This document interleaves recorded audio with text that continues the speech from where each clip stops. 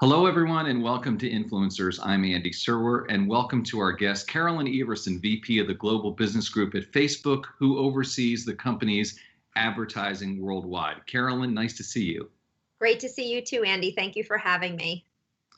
I want to ask you, first of all, about Facebook and the business and COVID and what's been going on. Many small businesses use Facebook as a key advertising platform. Has Facebook seen the use of the platform change during COVID, and has it adapted tools to help them during this difficult time? Well, Andy, it's a great question because one of the biggest areas of impact over the last year has definitely been on small businesses. As a matter of fact, we recently launched a State of the Small Business report, which surveyed more than 35,000 small businesses across 27 countries and territories in February. And what they told us was pretty sobering. Nearly a quarter of them reported that their businesses were closed up. And that was up from 16% in October, not too off the peak of 29% last May. The sharpest increases were in Europe because of the recent lockdown measures. However, there is no question that the environment for small businesses has been incredibly challenging. And yet, there is a lot of positivity and optimism as well. Believe it or not, there were more new business applications filed in the US in 2020 than had been for years. And so what we're seeing is, although certain businesses are definitely struggling, there is an energy and entrepreneurship around really fulfilling different consumer needs.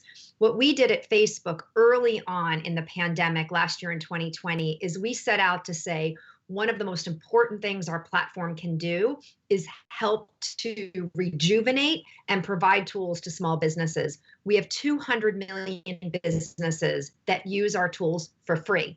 Out of that 200 million, only 10 million actually pay us for advertising. So 190 million use our tools for free. So we set and looked at what are the things that small businesses need.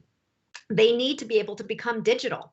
I'm sure there are examples, Andy, in your local neighborhood where before the pandemic, that local business never had a website, certainly not a mobile app. You probably were not able to buy anything from them digitally, and suddenly they had to become digital. So we accelerated our commerce efforts, really built out Facebook Shops, Instagram Checkout, and just recently we announced more tools for small businesses.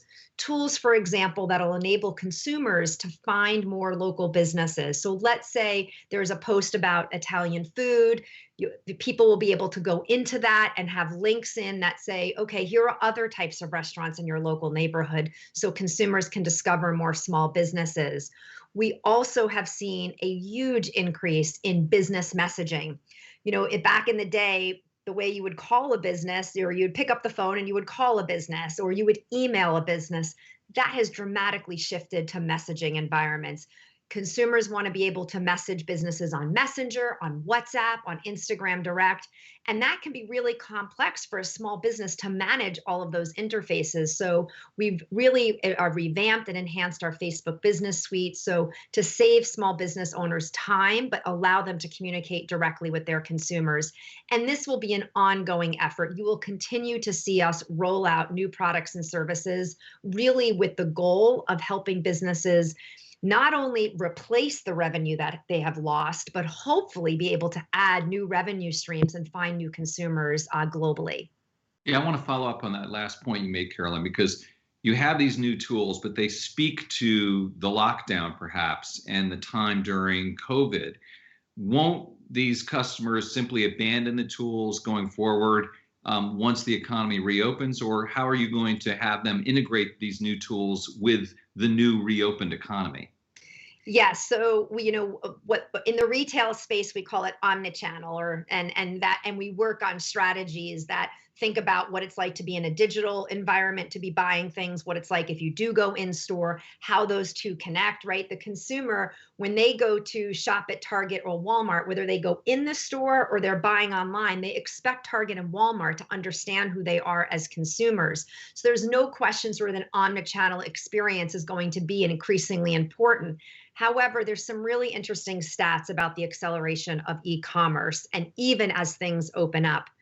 A decade ago, e-commerce accounted for 5.1% of sales.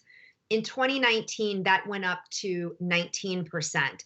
By the first few months of 2020, it was in the early 20%, and now it is continuing to increase. So what we have seen is anywhere from 3, 5, or 10 years, depending on what country and what analyst report you use, that acceleration of e-commerce has been condensed in a handful of months. So then we look at, well, what are the behaviors in the countries where people are back to whatever a new normal is, meaning they're not on lockdown, stores are open, people are able to go out physically. We are not seeing the e-commerce trend go backwards. I think consumers really got a chance to see how efficient, how much time they can save, the quality of products and services that can be delivered to them. And if anything, consumer expectations are going to be much higher coming out of this pandemic. So the trends we see in Asia, particularly in the countries where things are more back to whatever new normal is, those trends are sticking with consumers really pushing forward on utilizing e-commerce.